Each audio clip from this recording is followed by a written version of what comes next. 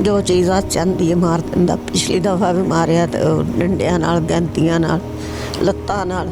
ਤੁਹਾਨੂੰ ਹਾਂਜੀ ਉਹ ਤਾਂ ਅੱਲਾਹ ਤਾਲਾ ਨੇ ਬਚਾਇਆ ਕਿ ਕਿਸੇ ਤਰ੍ਹਾਂ ਵੀ ਕਰਕੇ ਉਹ ਕੁੰਡੀ ਥੱਲੇ ਲੱਗੀ ਹੋਈ ਸੀ। ਉੱਪਰ ਅਗਰ ਲੱਗੀ ਹੁੰਦੀ ਤਾਂ ਸ਼ਾਇਦ ਨਾ ਖੋਲ ਸਕਦਾ ਮੈਂ। ਇਸ ਤਰ੍ਹਾਂ ਥੱਲੇ ਹੀ ਅਸੀਂ ਡਿੱਗੇ ਸਾਂ, ਮਾਰ ਰਿਹਾ ਸੀ ਉੱਤੋਂ ਤੇ ਥੱਲੇ ਮੇਰਾ ਹੱਥ ਪੈ ਗਿਆ, ਕੁੰਡੀ ਖੁੱਲ ਗਈ, ਦਰਵਾਜ਼ਾ ਖੁੱਲ ਗਿਆ ਤਾਂ ਮੈਂ ਬਾਹਰ ਦੌੜਿਆ। ਜਿਸ ਵਕਤ ਵੀ ਉਹਦੇ ਨਾਲ ਗੱਲ ਕੀਤੀ ਹੈ ਨਾ, ਉਹਨੇ ਇਹੋ ਹੀ ਕਿਹਾ ਕਿ ਤੇਰਾ ਕਤਲ ਮੇਰੇ ਤੇ ਵਾਜਬ ਹੈ। ਬੀਵੀ ਵਿਚਾਰੀ ਮਾਰ ਖਾ ਕੇ ਚਲੀ ਗਈ ਹੈ। ਇਹਨਾਂ ਨੇ ਉਹਦੇ ਤੇ ਸ਼ਿੱਦਤ ਕੀਤਾ, ਉਹਦਾ ਜਿਸਮ ਦਾ ਕੋਈ ਹਿੱਸਾ ਨਹੀਂ ਸੀ ਐਸਾ ਕਿ ਜਿਹੜਾ ਨੀਲੋ ਨੀਲ ਨਾ ਜਾਵੇ। ਨਾਲ ਯਰਗਮਾਲ ਆਪਣੀ ਬੇਟੀਆਂ ਨੂੰ ਬਣਾ ਕੇ ਤੇ ਸਾਡੇ ਕੋਲ ਕਾਫੀ ਦਫਾ ਪੈਸੇ ਦੋ ਤਿੰਨ ਦਫਾ ਪੈਸੇ ਲੈ ਚੁੱਕਾ ਹੈ। ਗਾਲੀ ਗਲੋਚ ਦੇ ਬਗੈਰ ਤਾਂ ਬੋਲਦਾ ਹੀ ਨਹੀਂ ਸੀ। ਜਦੋਂ ਵੀ ਉਹਨੂੰ ਬੁਲਾਇਆ ਉਹਨੇ ਗਾਲੀ ਗਲੋਚ ਕੀਤੀ है। माँ बाप माँ बहन थी सारी मेरी कर देती। अस्सलाम वालेकुम नाज़रीन, मैं हूं मेरा बाइकर लीडर टीवी के साथ। नाज़रीन, इस टाइम मैं उस बदकिस्मत माँ बाप के साथ मौजूद हूँ जिन्होंने अपनी औलाद को बड़ा किया कि वो बड़े होकर उन्हें संभालेंगे, उनका ख्याल रखेंगे, उनका सहारा बनेंगे। वही औलाद बड़े होकर माँ बाप पे तशद्दुद कर रही है। मेरे साथ ऐसे बुजुर्ग मौजूद है, इनसे बात करते हैं। जेडे बच्चे नाल मसला चल रहा है, ये किहड़े नंबर ते? ये तीसरे नंबर ते गल। तीसरे नंबर की मसला होया सी? मसला ये कहंदा कि मैनू घर भेज के ते पैसे दिओ। ਤੇ ਇਸ ਤੋਂ ਪਹਿਲੇ ਵੀ ਸਾਡੇ ਕੋਲ ਸਾਡੇ ਨਾਲ ਵੈਸੇ ਫਰਾਡ ਨਾਲ ਯਰਗਮਾਲ ਆਪਣੀ ਬੇਟੀਆਂ ਨੂੰ ਬਣਾ ਕੇ ਤੇ ਸਾਡੇ ਕੋਲ ਕਾਫੀ ਦਫਾ ਪੈਸੇ ਦੋ ਤਿੰਨ ਦਫਾ ਪੈਸੇ ਲੈ ਚੁੱਕਾ ਹੈ। ਸ਼ਾਦੀशुदा ਇਹਦੇ ਦੋ ਬੇਟੀਆਂ ਨੇ, ਇੱਕ ਬੇਟਾ ਹੈ। ਇਹ ਕੱਲ ਜਿਹੜਾ ਮਸਲਾ ਹੈ, ਇਹਨੇ ਕਿਹਾ ਜੀ ਮੈਨੂੰ ਘਰ ਵੇਚ ਕੇ ਪੈਸੇ ਦਿਓ। ਇਹਨੇ ਕਿਹਾ ਜੀ ਨਹੀਂ ਤੇਰੇ ਕੋਲ ਹੈਗਾ। ਮੈਂ ਆਪਣੇ ਬੈਂਕ ਦੇ ਕਾਗਜ਼ ਨੂੰ ਸਾਹਮਣੇ ਦੱਸਦੇ ਨੇ। ਮੈਂ ਕਿਹਾ ਮੇਰੇ ਅਕਾਊਂਟ ਚੈੱਕ ਕਰ ਲੈ, ਮੇਰੇ ਨਾਲ ਬੈਂਕ ਚਲਾ ਜਾ, ਦੇਖ ਲੈ ਉਹਦੇ 'ਚ ਮੇਰਾ ਕੋਲ 48,000 ਰੁਪਇਆ ਹੈਗਾ, ਮੇਰੇ ਕੋਲ ਨਹੀਂ ਹੈਗੇ। ਇਹਨੇ ਕਿਹਾ ਜੀ ਫਿਰ ਘਰ ਵੇਚ ਦਿਓ। ਮੈਂ ਕਿਹਾ ਠੀਕ ਹੈ। ਇੰਨੇ ਪੈਸੇ ਕਰਨੇ ਕੀ ਸੀ? ਉਹ ਕਹਿੰਦਾ ਜੀ ਮੈਂ ਗੱਡੀ ਲੈਣੀ ਹੈ। ਇਸ ਤੋਂ ਪਹਿਲੇ ਵੀ ਸਾਡੇ ਕੋਲ ਕਾਰੋਬਾਰ ਵਾਸਤੇ ਦੋ ਤਿੰਨ ਦਫਾ ਲੈ ਚੁੱਕਾ ਪੈਸੇ, ਮਗਰ ਉਹ ਅਸੀਂ ਕਰਜ਼ਾ ਲਾਇਆ, ਇਹਨੇ ਵਾਪਸ 1 ਰੁਪਇਆ ਨਹੀਂ ਕੀਤਾ। ਫਿਰ ਕੱਲ ਬੈਠ ਮੈਂ ਉੱਪਰ ਸੀ ਤੇ ਮੈਂ ਥੱਲੇ ਸਾਂ। ਮੈਂ ਥੱਲੇ ਬੁਲਾਇਆ ਇਹਨੂੰ। ਮੈਂ ਕਿਹਾ ਬੇਟਾ ਮੈਂ ਨਾ ਇਸ ਘਰ ਦਾ ਬਾਹਰੋਂ ਵੈਲਿਊ ਲਗਵਾਈ ਹੈ, ਇਹਦੀ ਵੈਲਿਊ ਕੋਈ 40-45 ਲੱਖ ਰੁਪਇਆ ਲੱਗਦੀ ਹੈ। ਤੇ ਇਹੋ ਹੀ ਮੈਂ ਉਹਨੂੰ ਥੱਲੇ ਸਮਝਾਇਆ। ਮੈਂ ਕਿਹਾ ਬੇਟਾ ਮੈਂ ਉਹਨਾਂ ਨੂੰ ਜੇ ਤੂੰ ਐਗਰੀ ਹੋਵੇ ਤੇ ਮੈਂ ਉਹਨਾਂ ਨਾਲ ਗੱਲ ਕਰ ਲੈਣਾ, ਬੁਲਾ ਕੇ ਬੈਠ ਕੇ ਬੰਦਿਆਂ 'ਚ ਬੈਠ ਕੇ ਗੱਲ ਕਰ ਲੈ, ਉਹਨਾਂ ਨੂੰ ਸਾਨੂੰ ਕੁਛ ਟਾਈਮ ਦੇ। ये कहना जी ऐसे करो, ऐसे ऐसे ऐसे हाथ करता है, ऐसे ऐसे मुझे अभी पैसा अभी इसको बेचो। मैं कह को गाजर मूली है जी मैं ऐसे बेचा। मैं एक आखिर टाइम लगना बिकन थे, कोई महीना। तो जल्दी जल्दी च क्यों, मतलब किस लिए चाहिए? कोई नशा वगैरह तो नहीं करता? नशा करता है। अच्छा, किस चीज़ का? पान भी खाता है और शराब पींदा है, नाल कोई फीम वगैरह खाता है। ਤੇ ਉਸ ਤੋਂ ਇਲਾਵਾ ਕੋਈ ਡਾਂਸ ਪਾਰਟੀਆਂ ਨਾਲ ਵੀ ਇਹਦਾ ਤਲਕ, ਉੱਥੇ ਜਾ ਕੇ ਵੀ ਪੈਸੇ ਲੁਟਾਉਂਦਾ ਹੈ। ਹਾਂਜੀ। ਤੇ ਇਹ ਜਿਹੜੀ ਸ਼ਾਦੀ ਹੋਈ ਹੈ, ਬੱਚੇ ਵੀ ਤੁਸੀਂ ਦੱਸ ਰਹੇ ਜੇ ਦੋ ਹੈਗੇ, ਤੇ ਉਹਨਾਂ ਨਾਲ ਸਾਰੇ ਮਾਮਲਾ ਠੀਕ ਨੇ? ਨਹੀਂ, ਉਹਨਾਂ ਨਾਲੋਂ ਬੇੜੀਆਂ ਪੋਤੀਆਂ ਮੇਰੀਆਂ ਜਿਹੜੀਆਂ ਨੇ ਉਹ ਜਿਉਂ ਪੈਦਾ ਹੋਈਆਂ ਨੇ, ਉਹਨਾਂ ਦੇ ਸਾਰੇ ਜਿੰਨਾ ਵੀ ਅਖਰਾਜਾਤ ਨੇ ਪੜ੍ਹਾਈ ਦੇ, ਲਿਖਾਈ ਦੇ, ਖਾਣ ਪੀਣ, ਕੱਪੜਾ ਲੱਤਾ, ਟੋਟਲ ਮੈਂ ਬਰਦਾਸ਼ਤ ਕਰਨਾ।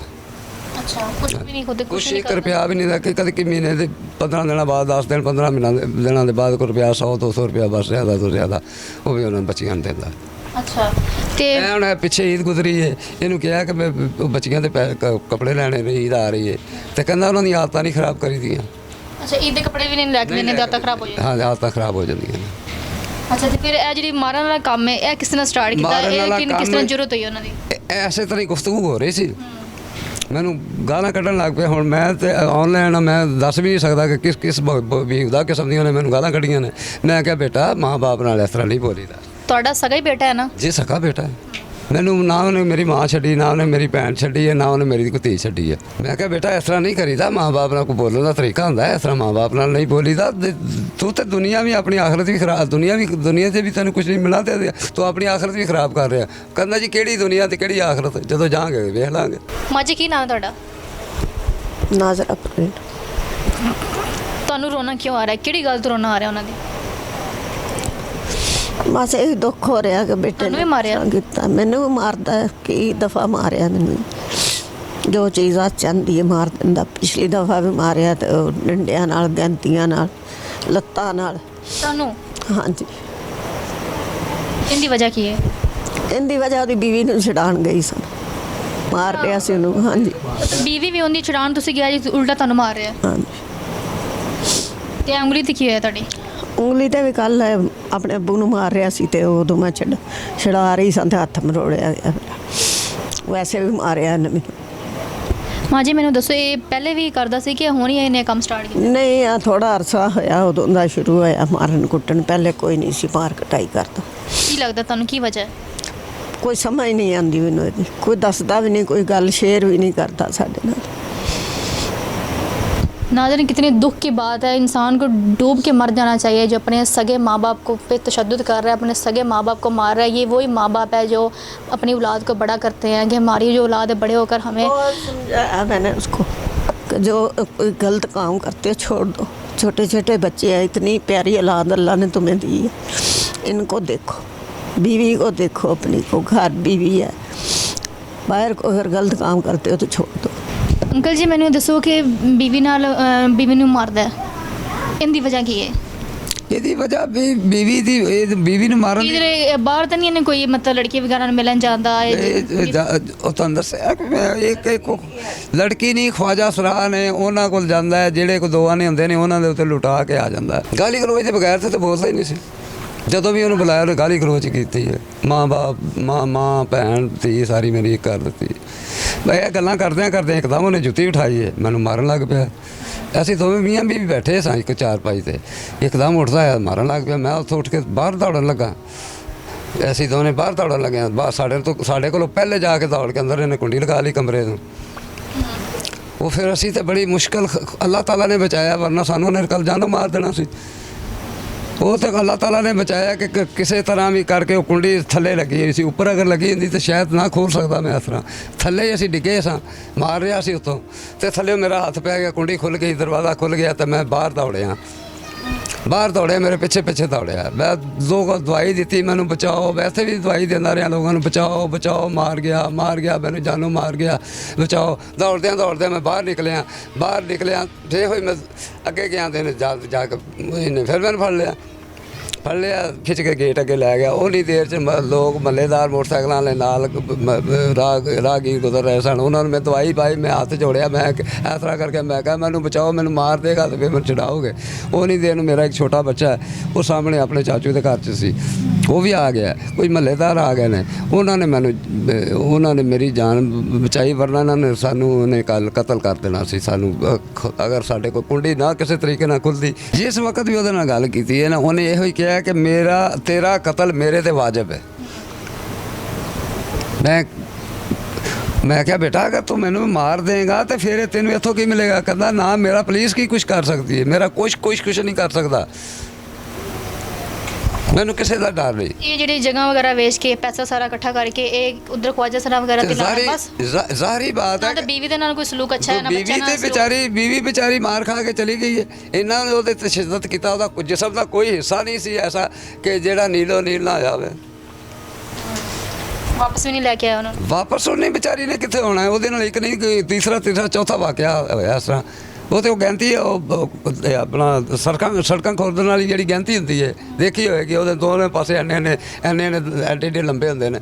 ਉਹ ਮਾਰੀ, ਉਹ ਤਾਂ ਖੁਦਾ ਅੱਲਾਹ ਤਾਲਾ ਬਚਾ ਗਿਆ। ਉਹ ਜਾ ਕੇ ਇਸ ਤਰ੍ਹਾਂ ਮਾਰੀ ਸਾਈਡ 'ਤੇ ਹੋ ਗਏ ਜਾ ਕੇ ਗਿਣਤੀ ਉਹਦੇ 'ਚ ਜੰਗਲੇ 'ਚ ਵੱਜੀ। ਪਹਿਲੇ ਵੀ ਕਦੀ ਨਾ ਮਾਰਨ ਦੀ ਕੋਸ਼ਿਸ਼ ਕੀਤੀ ਕਿ ਪਹਿਲੀ ਦਫਾ ਹੀ ਹੋਇਆ? ਇਹ ਗਿਣਤੀ ਦਾ ਵਾਕਿਆ ਪਹਿਲੇ ਦਾ ਹੈਗਾ। ਅੱਛਾ, ਮਾਰਨ ਵਾਲਾ ਪਹਿਲੀ ਦਫਾ ਹੋਇਆ? ਇਹ ਮੈਨੂੰ ਮਾਰਨ ਵਾਲਾ ਪਹਿਲੀ ਦਫਾ ਹੈ। ਇਹ ਉਸ ਤੋਂ ਪਹਿਲੇ ਬੀਵੀ ਨੂੰ ਮਾਰਨ ਵਾਲਾ, ਮਾਂ ਨੂੰ ਮਾਰਨ ਵਾਲਾ ਵਾਕਿਆ ਇਸ ਤੋਂ 2-3 ਦਫਾ ਪਹਿਲੇ ਹੋ ਚੁੱਕਾ। ਸ਼ਾਦੀ ਨੇ ਪਸੰਦ ਹੀ ਕੀਤੀ ਸੀ? ਹਾਂਜੀ, ਪਸੰਦ ਦੀ ਸ਼ਾਦੀ ਕਰਕੇ ਵੀ ਫਿਰ ਇਸ ਤਰ੍ਹਾਂ ਕਿਉਂ? ਇਹ ਪਤਾ ਨਹੀਂ ਹੁਣ ਕੀ ਕਹਿ ਸਕਦੇ। ਮਸਲਾ ਅਸਲ ਇਹ ਉਹ ਵਿਚਾਰੀ ਉਹਦੇ ਬੱਚੇ ਨੇ, 2 ਬੇਟੀਆਂ ਨੇ, ਇੱਕ ਬੇਟਾ ਹੈ, ਇੱਕ ਤੀਸਰੀ ਉਹ ਆਪ ਹੈ।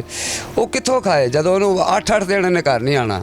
ਅੱਛਾ, ਹੁਣ ਮੈਨੂੰ ਦੱਸੋ ਕਿ ਕੀ ਤੁਸੀਂ ਚਾਹੁੰਦੇ ਹੋ, ਕੀ ਹੋਣਾ ਚਾਹੀਦਾ? ਹੋਣਾ ਕੀ ਚਾਹੀਦਾ? ਸਾਨੂੰ ਤਾਂ ਹਫਜ਼ ਮਿਲਣਾ ਚਾਹੀਦਾ। ਕਦੋਂ ਸਾਨੂੰ ਤੇ ਕੋਲੋਂ ਜਾਣ ਦਾ ਖਤਰਾ। ਮਾਂ ਜੀ ਮੈਨੂੰ ਦੱਸੋ, ਤੁਸੀਂ ਕਿ ਤੁਹਾਡੀ ਸਗੀ ਔਲਾਦ ਹੈ, ਹਾਂਜੀ, ਦਿਲ 'ਚ ਕੀ ਖਿਆਲ ਆਉਂਦਾ ਕਿ ਸਗੀ ਔਲਾਦ ਨੇ ਤੁਹਾਡੇ ਨਾਲ ਇੰਨਾ ਜ਼ੁਲਮ ਕੀਤਾ? ਦੁੱਖ ਆਉਂਦਾ ਕਿ ਮੇਰੀ ਆਪਣੀ ਔਲਾਦ ਹੋ ਕੇ ਤੇ ਇਹ ਕਰ ਰਹੀ ਹੈ ਮੇਰੇ ਬਾਪ ਨਾਲ, ਮੇਰੇ ਨਾਲ। ਤੁਹਾਨੂੰ ਇੰਨੇ ਲੋਕ ਸੁਣ ਰਹੇ ਨੇ, ਦੇਖ ਵੀ ਰਹੇ ਨੇ, ਜਿਹੜੇ ਆਪਣੇ ਮਾਂ-ਬਾਪ ਨਾਲ ਇਸ ਤਰ੍ਹਾਂ ਦਾ ਸਲੂਕ ਕਰਦੇ ਨੇ, ਕੀ ਕਹਿਣਾ ਚਾਹੋਗੇ ਉਹਨਾਂ ਨੂੰ? ਜਾਂ ਅਸੀਂ ਔਲਾਦ ਨੂੰ ਕੀ ਕਹਿਣਾ ਚਾਹੋਗੇ ਜਿਹੜੀ ਆਪਣੇ ਮਾਂ-ਬਾਪ 'ਤੇ ਤਸ਼ੱਦਦ ਕਰਦੀ?